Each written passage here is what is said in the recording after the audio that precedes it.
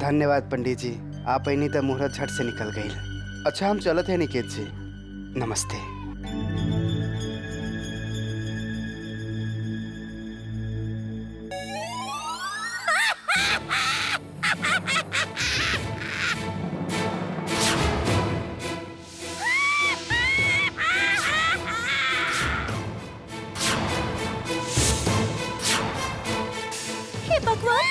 Mama की क्या हो गई? मम्मा अब ठीक तो बनी? हेमा?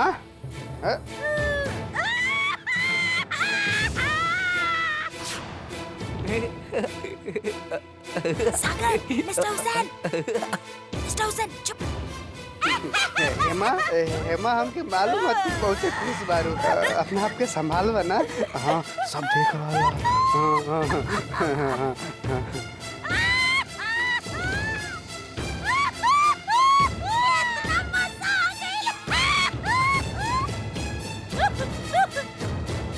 इतना मजा आई के सालू के ब्याह हो रहल बा। चीनू के पता ही ना चला। हेमा हेमा अरे फंसा ओकरा फंसा ही नहीं है।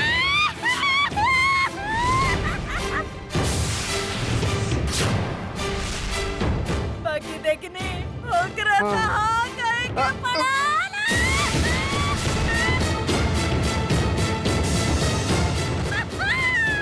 बहुत मजा आइल, बहुत मजा आइल।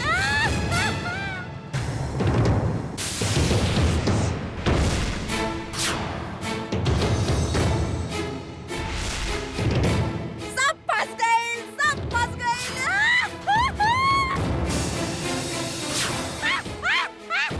का हो रहा है? का हो रहा है? ये का कर रहल बिया? जीजा जी हमके लागत बा कि चाची ई कहे के कोशिश करतानी कि उ रात शालू और चीनू के बीच में कुछो ना भइल रहे। का चाची?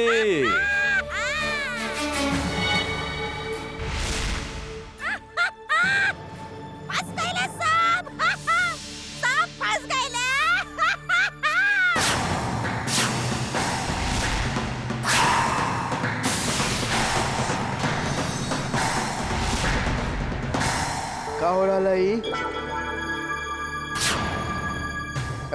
हेमा तू बैठ जा ना। हाँ हाँ हाँ हाँ का ई सचा का उन्हें जे कहले क्यों रात? अरे कैसे बात करता है निकेत बाबू आप? वो दरअसल कहा कि कुछ उल्टा सीधा खा पी ले रहा, न जाने का हो गई है। हेमा हमके लगा था कि ई और भारत मिलके कोनो शरारत कैले हैं। चाची के ग्लास में कुछ मिला देला सही लोगन। बिल्कुल बिल्कुल, हम आपसे कहते रहे ना निकेत बाबू, कुछ न कुछ गड़बड़ जरूर है। देखिए दामाद जी के ऐसा काम ना करे के चाहते रहे, इनका खातिर एगो छोटा सा मजाक हो गई। अब देखिए सब लोग हमार बेटी के शक के नजर से देखे लागल रहे, लेकिन कुछ दिन में हेमा और सालू न काका दुख न देखले। काऊ कम है जो ओकरा साथ अभी तरह के मजाक कल जा रहा है? बताई देखी तो हमार फूल जैसन पत्नी के का हाल हो गई है, पागल हो गई है। देखी हम भी एकरा कते खरा खोटी सुनैली है। हम कहनी कि एगो बेटी के न संभाल पैला, कितना डटनी एकरा एक खातिर, खानदान के इज्जत पर दाग लगा देला कह के कितना एकरा गाली देनी। अनिकेत बाबू हमके लागत है वो बात की असर एकरा दिमाग पर आ गई है। बताई ये देखी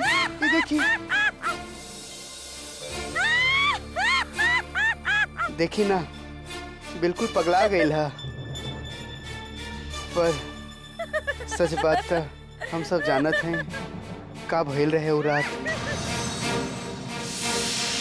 देखिए निकेत बाबू आप एक बात पर बिल्कुल ध्यान मत दी। चुप बैठा तू।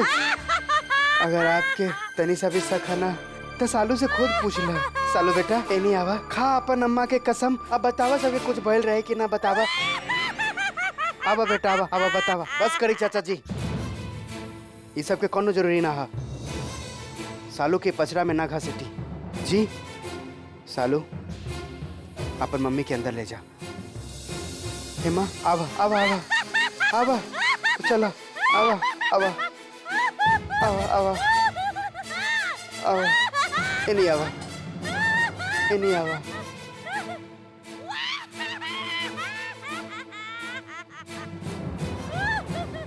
इस सब ड्रामा कंपनी बा। एक पल में कुछ और कहेले और दूसरा पल कुछ और। ई लोग पर हम कबो यकीन ना कर सकीले। बाकी हमरा के शक बा अनिकेत कि चाची जे कुछ भी कहले वो सब सच बा। कैसन बात करत तारा सिंदूरा? हम मानत है हम लोग चीनू पर शक ना करत हैं और ना कर सकत हैं, लेकिन कोनो भी माँ अपन बेटी खातिर ऐसन बात कही, अपने ही हाथों कोनो अपन बेइज्जती करवाई। हकीकत यह जाने अनजाने सालू और चीनू से गलती भइल है और हमके बात के स्वीकार कर लेवे के चाहिए और ये हालात में जो हमार फर्ज है वो ओकरा पूरा करे के चाहिए।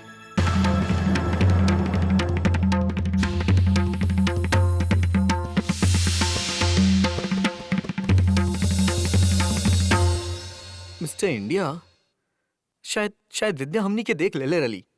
अरे ना मिस्टर हुसैन, वो देख ले रहती तब तक पूछती ना हो हमनी के वो।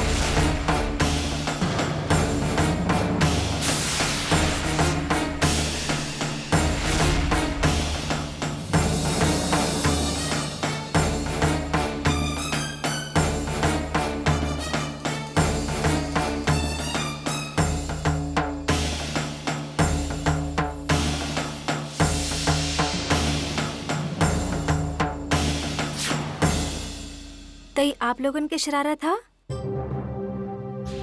पर काहे कहीं नहीं आप लोगन ऐसन? काहे के उ चीनू के उ शालू अच्छी ना लागेली। सब ओकर शादी करवावत तारे, पर चीनू शादी ना करे चाहत बा। आपसे ऐसन कहलस चीनू भैया? काहे के का जरूरत बा? ओकर मुंह देख के ही पता चल रहा बा। हाँ, उ चीनू बहुत उदास बा बेचारा। मान ली कि ऐसे नहीं बात हुई, मगर आप लोगन की फिर भी ई तरह से मजाक तो नहीं बनावल चाहत रहे चाची के। ई कोनो बात के हल तो ना है ना? और फिर चीनू भैया के दिल में का हा, ई हम में से केहू ना जाने ला पक्का तौर से। हाँ, तो चीनू के पूछत काहे नहीं कि विद्या? हाँ, हम पूछब चीनू भैया से, बल्कि हम अभी जाके उनसे पूछत हैं एकरा बारे में। विद्या, जा तुमनी के सजा तक खत्म कर दा। ओकरा खातिर आप दोनों की हमरा से वादा करे के पड़ी कि ऐसन शरारत फिर कब्बो ना करब। आप ना करब, प्रॉमिस। ना करब ना करब विद्या। तो फिर ठीक है।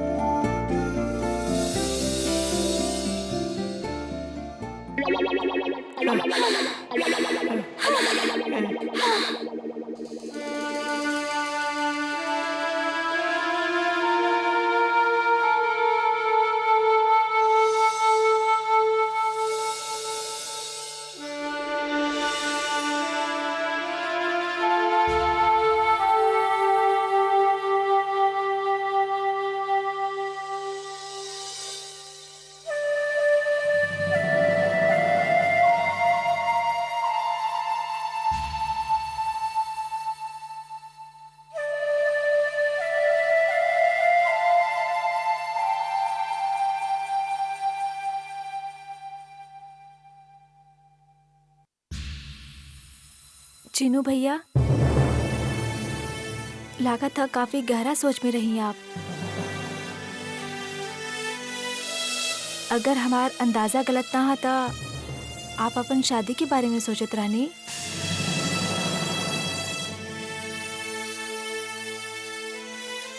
हमके एगो बात आप सच सच बताई भैया,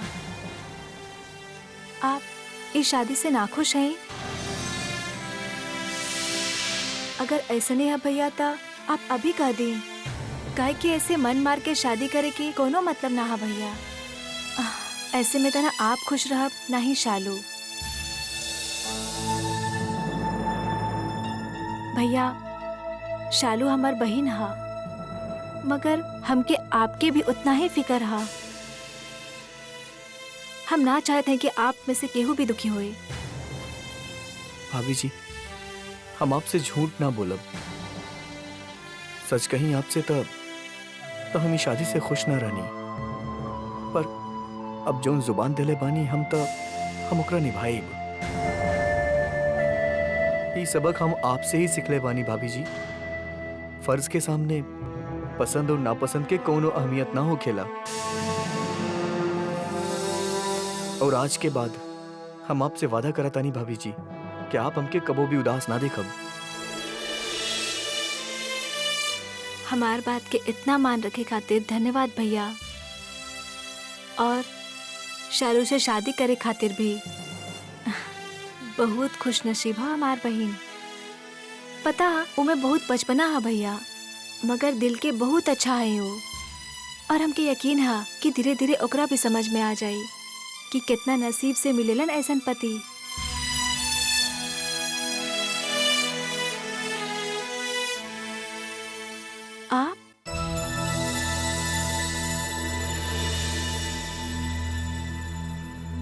आप यहाँ खड़ा खड़ा का देख रहे हैं?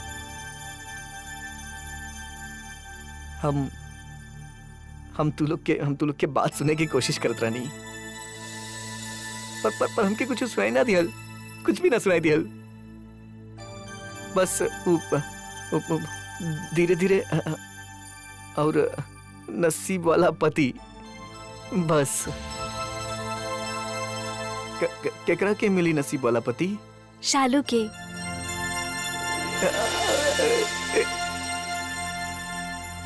धीरे धीरे चीनू भैया और शालू एक दूसरे के पसंद करे लागे, जैसे कि धीरे धीरे आप और हम दोस्त बन गए रहनी। हाँ, आप खुश है ना हमार शादी से? हाँ, हम बहुत खुश बानी। हम बहुत खुश बानी। अगर ना तो हमनी इतना अच्छा दोस्त कहाँ से बनती। बिल्कुल वैसने ही चीनू भैया भी खुश हो जाए। हाँ हाँ चीनू, तू बहुत खुश हो जाइबा। तू बहुत खुश हो जाइबा। शालू अच्छा बाड़ी।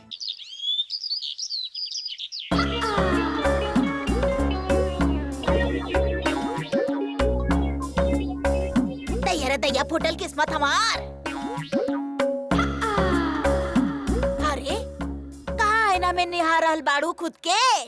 अरे मंदबुद्धि, तोहर शादी हो रहल बा, हल्दी के रस्म होवे जा रहल बा, देर हो जाई, ले उठ, जल्दी कर, उठ। मम्मा, हम सचमुच कितना सुंदर लग रहल बानी ना? अरे हमार फूल कुमारी, ई सबब हमरा का काहे पूछ रहल बाड़ू? जाके अपन पति के पूछल करा, हमार पीछा छोड़ा। चला, इला, ला, इला, खाते रहा। अब इमली वो का है? दैया फुटल किस्मत हमार, कौन तरह के कुंबा हमार।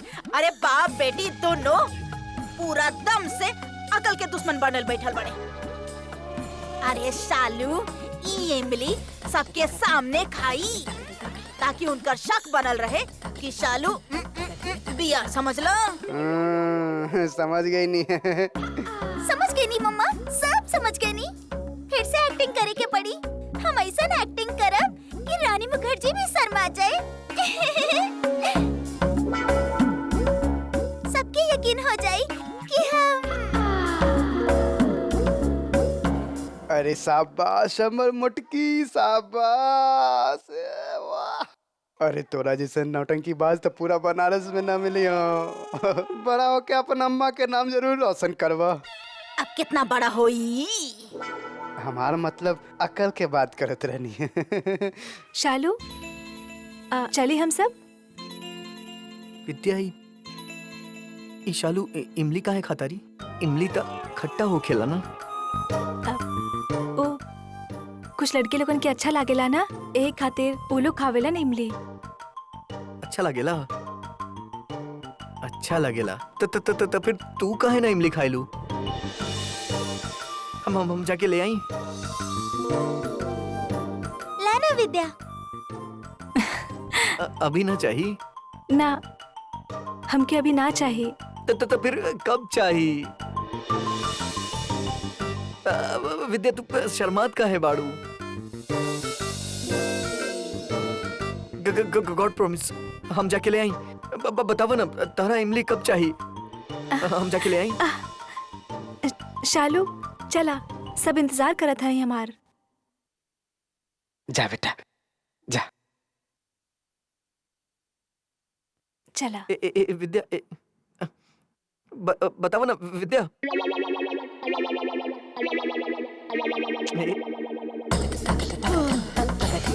शुक्र भाई पगलेट हमार दामाद ना बनल, न त सवाल पूछ पूछ के हमरा के दुबला कर देता। तो ओके आवा चली आवा।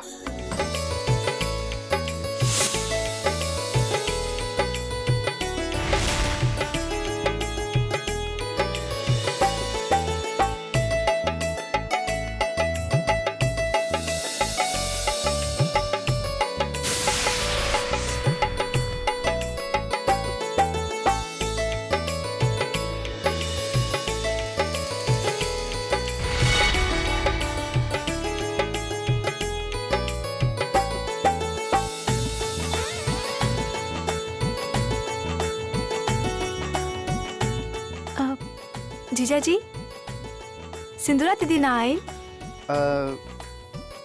ओकरा कोनो मीटिंग में जाए के रहे, वे खातिर ना आई। अब शायद बाद में आ जाए।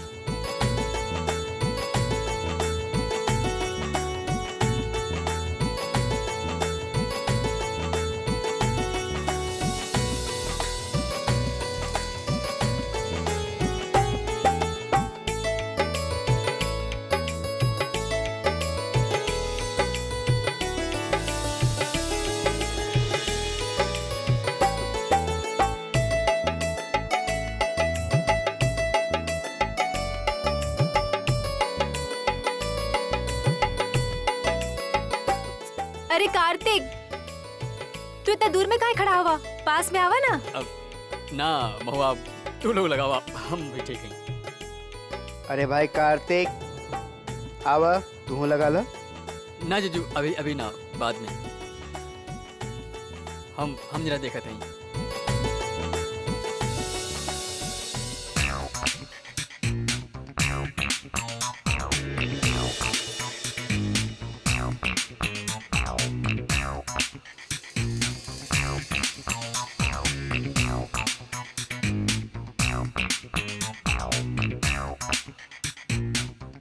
अरे अरे का भाई, अरे ये का बे हो तुगी बाप हुआ तो क्या पता ना कि हमके मीटिंग खाते जाके बा। बहुत मजा वाला खेल भाई। Yellow yellow dirty fellow.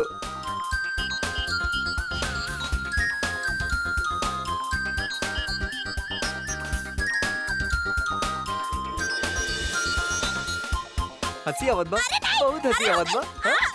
और हंसी आवत बा। विद्या ये देखा। क्या कर रही है? अरे अरे अरे ना ना, अरे अरे क्या कर रहा है? अरे अरे अरे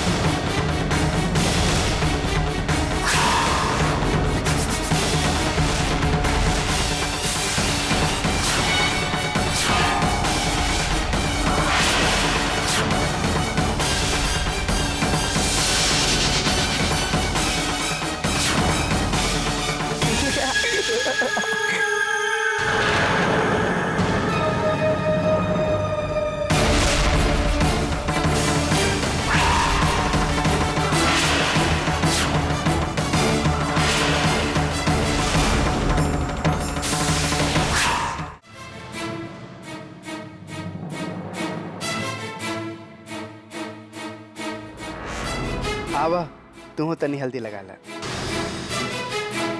हाँ ऐसे भी तोके भी तो हल्दी लग चुकल है, रस्म भी जल्दी खत्म हो चुकल है। अरे चलो भाई, ये रस्म खत्म हो गई है तो एगो और रस्म शुरू करी। आवा ना, तैयारी करत है ये रस्म के। चलो भाई सब लोग आ जाए, अगला रस्म की तैयारी हो जाए। अगला रस्म जीजा जी, बाकी हल्दी के बाद और कौन सा रस्म हो खेला? ऐसे रस्म भी कर सकत है या नया खेल भी कर सकत है। देखो भाई, लड़की वाला और लड़का वाला अलग अलग कही दिहल जाए और शादी तक दोनों टीम अलग अलग रही। लड़की वाला के रहे के प्रबंध हम आउट हाउस में कर ले हैं। त लड़का वाला ई तरफ और लड़की वाला ई तरफ। हाँ चंद्रा आवा, तू आवा हमारी टीम में, जल्दी आवा। कार्तिक तू आवा, चल आवा, खड़ा हुआ यहाँ पे। अरे मंद बुद्धि, तो हाँ तो शादी हो रहा बा, तू उधर लड़का वाला के तरफ कहाँ जाके खड़ा हुआ ताड़ू?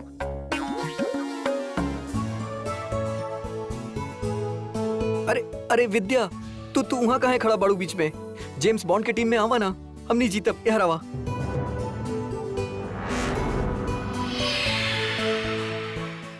विद्या अगर लड़का वाला में चल गई तो हमनी के खर्चा के उठाई? शादी में 100 तरह के चीज चाहिए, ओकरा लिए पैसा कहाँ से आई? हम विद्या के इधर बुला लेता नहीं। हाँ भाभी जी, ई तरफ आ जाई, आप तो हमनी की तरफ से बानी ना।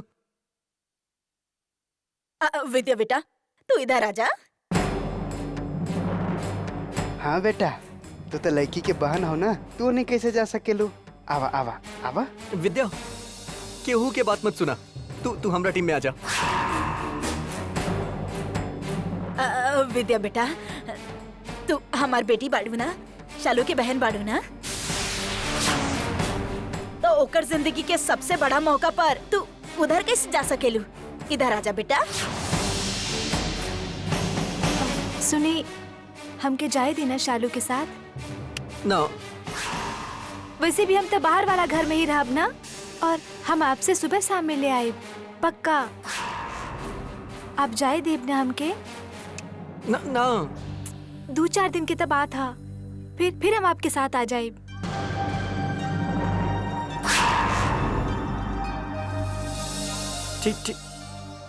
ठीक बा।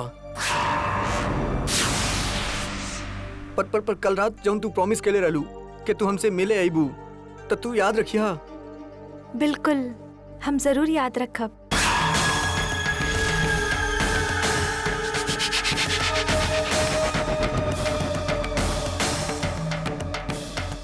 देखा विद्या, हमारे इकलौती बेटी के शादी हो रहा है, वो इतना ऊंच खानदान में। तब बेटा एक काम करी है, तू रेशम वाला कपड़ा आवेला ना, चमकदार, तो ओकर एगो शेरवानी और एगो पैजामा बना दिया। का भाभी, अभी से कम में तक काम ना चली ना? हा? बेटा एक काम और करिए, वो जे एगो घड़ी आवेला ना सोना के रंग वाला, हाँ वो दिला दी है बेटा। देखो लागे के चाहिए कि हम लोग भी खानदानी है ना, का है माँ? हाँ, और हमरा खातिर 2 कांजीवरम साड़ी और साथ में मैचिंग नेकलेस भी, और मेकअप किट तो होगी ही। जी। और विद्या, हमरा खातिर तो कुछ अपन पसंद के ही ले आई है। 15-16 साड़ी, हाँ 15-16 सलवार कमीज, सब रेशम के। जीन पैंट और लहंगा चोली भी लई है। हाँ बोली हाँ मत। बड़ा शहर में रहे के बना, तो यहाँ के तरह रहे के पड़ी ना। अरे बिटिया सुना, तो के सब याद रहे कि हमें वो लिस्ट बना के दे दी। अरे ला कर ला बात, 4 ही तो चीज बा, अभी भी याद ना रही का? काहे विद्या? जी चाची।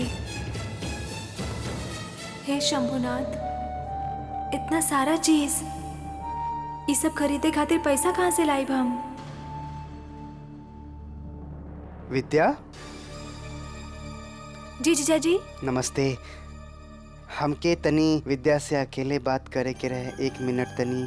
हाँ हाँ, काहे नहीं दामाद जी, चल। हाँ हाँ।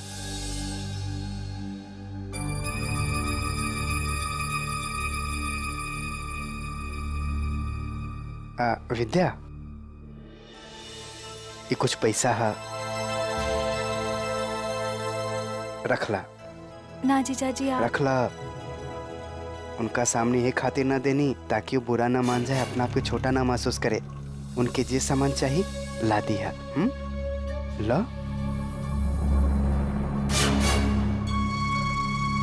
ला। और हाँ, और पैसा की जरूरत हो तो बेझिझक मांग लिया हमरा से।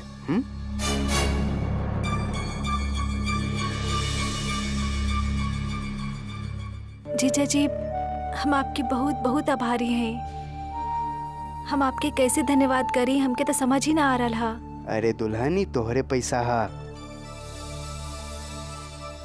अच्छा हम चलत हैं।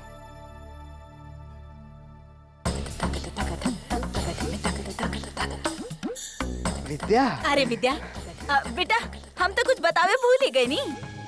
कहीं हम हूँ। हम भी। ओ विद्या बेटा, हमरा एक हार भी चाहिए। बेटा वो एक दूगो चीज बतावल भूल गई नी। वो हमरा खातिर को काम करी है। वो दिल्ली के तरह वो जिद्दीदार चमड़ा वाला मोजरी आवेला ना बेटा, वो ला दी है। चाल तनी अच्छा हो जाई। अरे विद्या, हमरा खातिर ना वो अब मिक्रोवेव अवन लई हा, जेकरा में खाना हमेशा गरम रही, कबो ठंडा ना होई।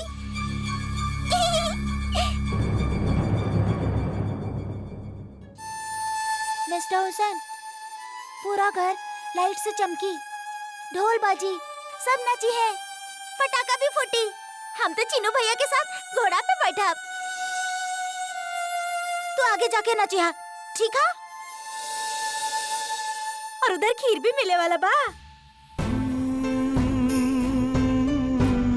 मिस्टर इंडिया, आज विद्या सारा दिन काहे ना आईली? मिस्टर हुसैन, एकर मतलब हम अब तक जे भी कहनी वो तू बिल्कुल ना सुनला।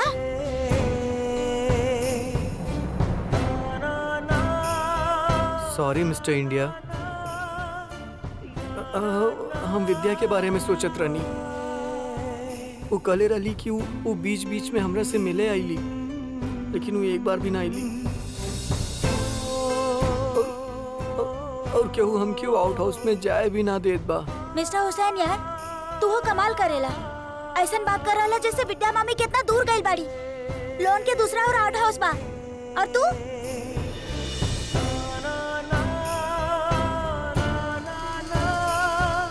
वो कले रही वो रात के मिले आई हमरा से, वो अभी तक ना आईली।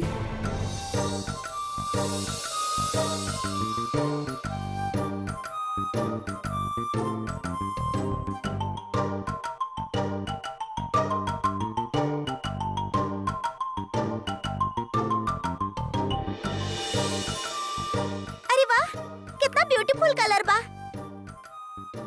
और ये लहंगा कितना शाइनिंग शाइनिंग बा।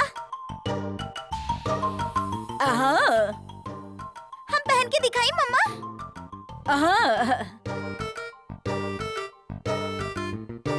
बाकी ना हमरा के कैसे समझ में आई का अच्छा लग रहा बा का ना। अरे विद्या, तू पहन के दिखावा, फिर हम डिसाइड करब।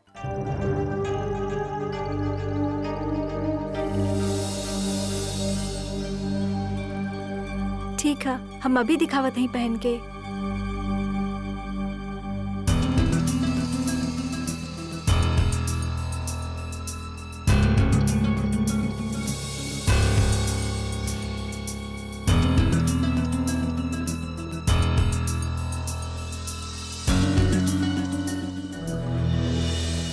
शालू, ये वाला अच्छा लगे मम्मा।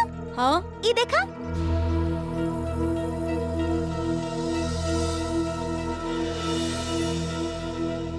ना ये अच्छा ना लग रहा।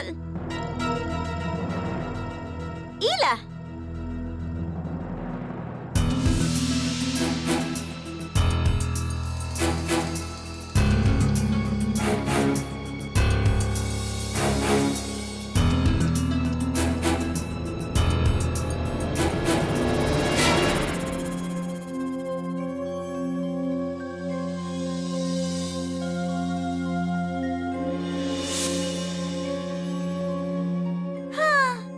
अच्छा बा। हाँ हाँ तो बाकी विद्या, ये भी पहन के दिखावा ना, फिर हम डिसाइडिंग करब। विद्या अब तक अली का है ना। अगर वो ना अली था, हाँ हम जाई ओकरा पास। हाँ हम जाई ओकरा पास। शालू,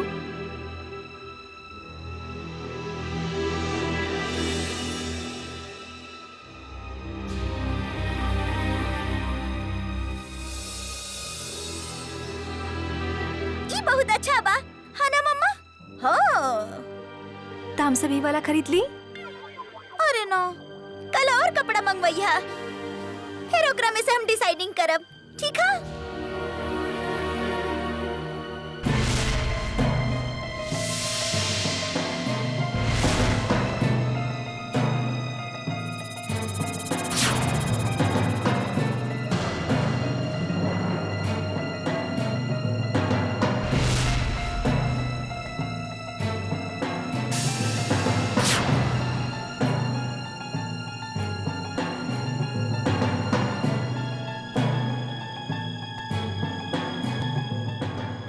विद्या,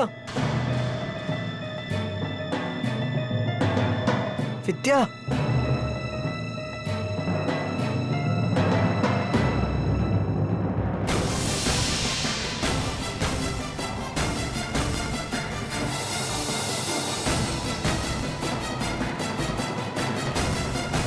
विद्या,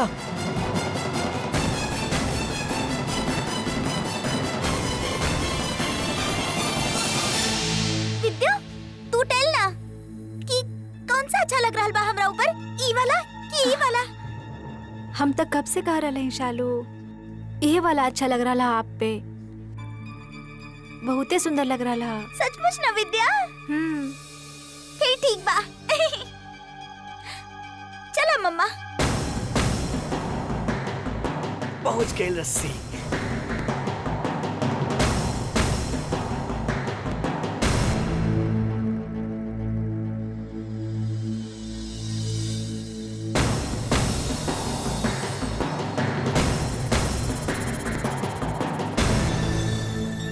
हे शंभुनाथ, हम तो वादा कली रानी इंदिरा से मिले के। विद्या, विद्या, विद्या, विद्या,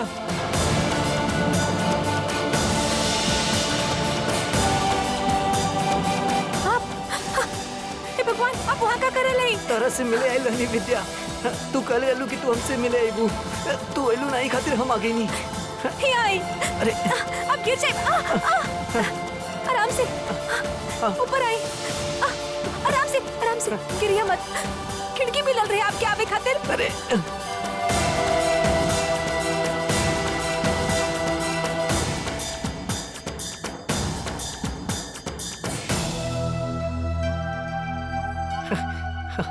तू हमरा से मिले ना आइलू, यही खातिर हम आ गई नहीं।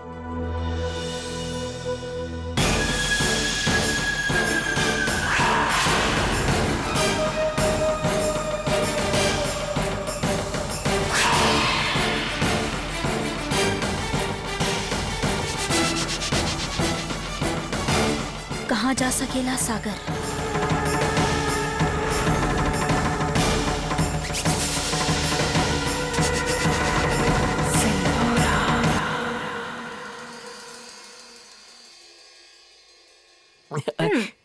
सबसे पहले हमके को बात बताई, दवाई खेले रहनी आप अपन? हाँ हाँ हाँ, खा लेनी। खेलू ना पक्का? आप खिड़की पे लटकत बैल का करत रहनी? हम का करती, दरवाजा बंद रहे ना, ये खातिर हमके खिड़की से टार्जन बन के आवे के पड़ल। तहरा बिना देखले हमके अच्छा ना लागेला। तू प्रॉमिस के ले रहलू ना कि तू रात के हमसे मिले आबू, तू आइलू ना, ये खातिर हम आ गई नहीं। बहुते काम रहे यहाँ पे घर पे, हमके माफ कर दी। छोड़ा, ठीक बा।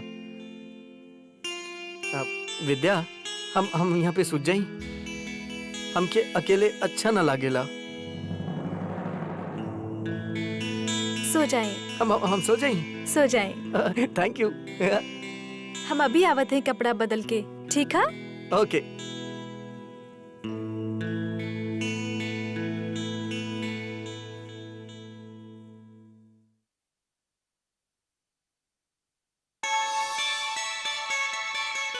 सुनिए,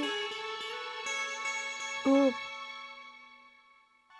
हमार जे डोरी है ना वो खुल न रहा हा, बहुत जोर से बंधल हा। आप खोल दी आप। ओके। हाँ हाँ हाँ। अरे बुद्धू, सामने घुमा ना।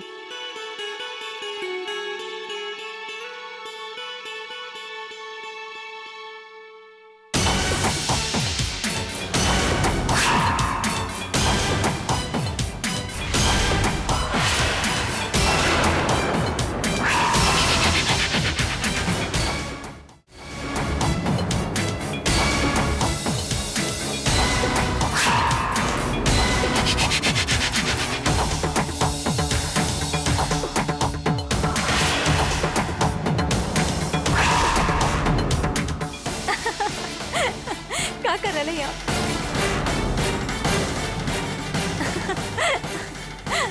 अरे ना ना क्या कर रहे? यहाँ का कर रहल बड़ा सागर।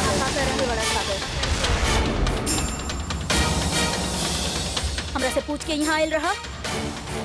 चला अपन कमरा में चला यहाँ से।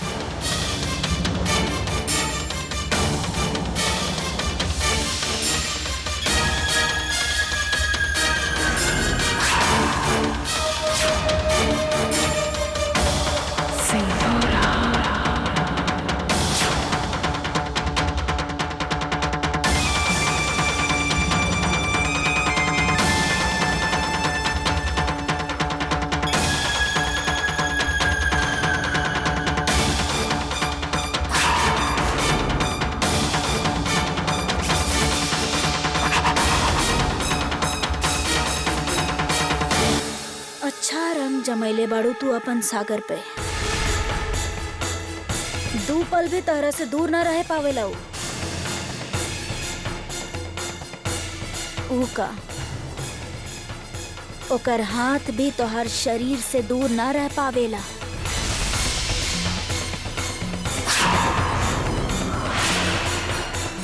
तू समझ रहल बाड़ू ना हम का कर रहल बनी?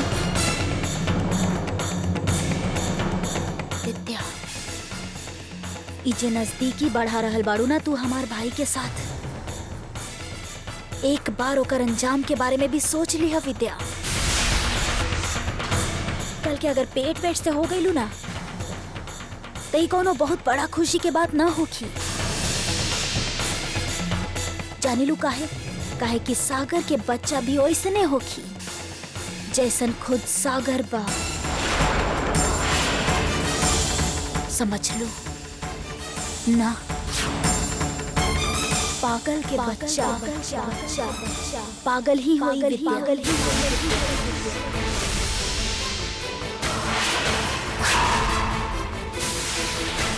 ऐसे कुछ भी करे से पहले एक बात कभी मत भूले हा कि तुहार पति पागल पागल हो विद्या। और हमार ख्याल से तू कबो ऐसा ना चाहबू कि तुहार बच्चा पागल पैदा हो।